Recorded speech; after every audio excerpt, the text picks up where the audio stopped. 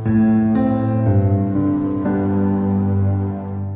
খুঁড়িয়ে খুঁড়িয়ে ধীরে ধীরে যখন দলের সিনিয়র নেতা মির্জা ফখরুল ইসলাম আলমগীর কথা বলার জন্য এগিয়ে যাচ্ছিলেন তারেক রহমানের দিকে, ঠিক সেই সময় তারেক রহমান ব্যস্ত ছিলেন নিজের মেয়ে জাইমা রহমানের সঙ্গে কথোপকথনে। কিন্তু মির্জা ফখরুলকে দেখতে পেয়ে তারেক রহমান আর এক সেকেন্ডও দেরি করেনি, তাৎক্ষণিকভাবে বসা অবস্থা থেকে উঠে দাঁড়াতে চাইলেন। মির্জা ফখরুল ইসলাম আলমগীর সঙ্গে সঙ্গে তার হাত দুটো ধরে ফেললেন, বড় ভাইয়ের মতো, অভিভাবকের মতো স্নেহের ছোঁয়ায় তাকে আবার বসিয়ে দিলেন। এই ছোট্ট মুহূর্তে ফুটে ওঠে দুই প্রজন্মের নেতৃত্বের সৌন্দর্য।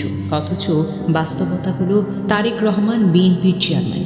দলীয় পদমর্যাদা, অবস্থান, সব দিক থেকেই তারেক রহমান চাইলে বসেই থাকতে পারতেন, কেউ প্রশ্নও তুলত না। কিন্তু না, তারেক রহমান সেই পথটা বেছে নেননি। তিনি বাবার সমতুল্য মানুষটাকে দেখে সম্মানে দাঁড়াতে চাইলেন।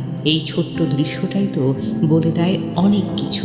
এখানে আছে নেতৃত্বের শালীনতা, আছে বড়দের প্রতি নিখাদ সম্মান, আছে ক্ষমতার অহংকারহীন ব্যবহার। একদিকে একজন নেতা যিনি সম্মান দিয়ে দাঁড়ান, অপরদিকে একজন প্রবীণ রাজনীতিক যিনি সেই সম্মানকে ভালোবাসায় সামনে নেন। বেগম জিয়ার শোকসভা থেকে আরেকটি ভিডিও ভাইরাল হয়েছে। ভিডিওতে দেখা যায় ডিসেবলড পিপলস ইন্টারন্যাশনাল ডিপিআই এর বিশ্ব সভাপতি প্রবীণ অধিকার কর্মী আব্দুস সত্তার দুলাল তার বক্তব্য শেষ করে মঞ্চ থেকে নেমে যাওয়ার প্রস্তুতি নিচ্ছিলেন। শারীরিকভাবে প্রতিবন্ধী, চলাফেরা করেন হুইল চেয়ারে করে। সেই মুহূর্তে ঘটে যায় এক অনন্য দৃশ্য।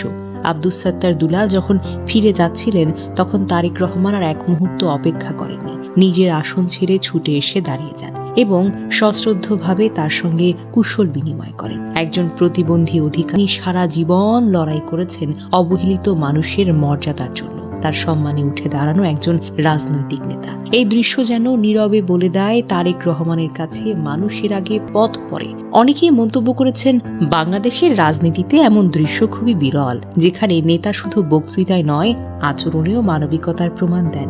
বেগম জিয়ার শোকসভা তাই শুধু শোকের অনুষ্ঠান হয়ে থাকেনি, এটি পরিণত হয়েছে নেতৃত্বের চরিত্র, সংস্কৃতি ও মূল্যবোধের এক নীরব প্রদর্শনীতে। একদিকে দলের মহাসচিবের প্রতি সম্মান, অন্যদিকে প্রতিবন্ধী অধিকার কর্মীর প্রতি দাঁড়িয়ে অভিবাদন। এই দুই দৃশ্য মিলিয়ে একটি কথাই স্পষ্ট হয়ে ওঠে, নেতৃত্ব মানে উচ্চ আসনে বসে থাকা নয়, নেতৃত্ব মানে প্রয়োজন হলে আসন ছেড়ে উঠে দাঁড়ানো। এই ভিডিওগুলো ভাইরাল হওয়ার কারণ এখানে।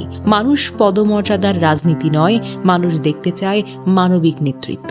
আর সেই মানবিকতার প্রতিচ্ছবি হিসেবেই এই শোকসভা থেকে তারেক রহমানের এসব দৃশ্য মানুষের হৃদয়ে জায়গা করে নিয়েছে। তারেক রহমান বারবার প্রমাণ করেছেন একটি কথা, তিনি শুধু রাজনৈতিক সিদ্ধান্তে নয়, মানবিক আচরণেও দলের ভেতরের সংস্কৃতিকে গুরুত্ব সহকারে রাখেন। দলের বড়দের সম্মান, সহযোদ্ধাদের মর্যাদা, এগুলো তার কাছে কেবল আনুষ্ঠানিকতা নয়, বরং রাজনৈতিক নৈতিক ভিত্তি।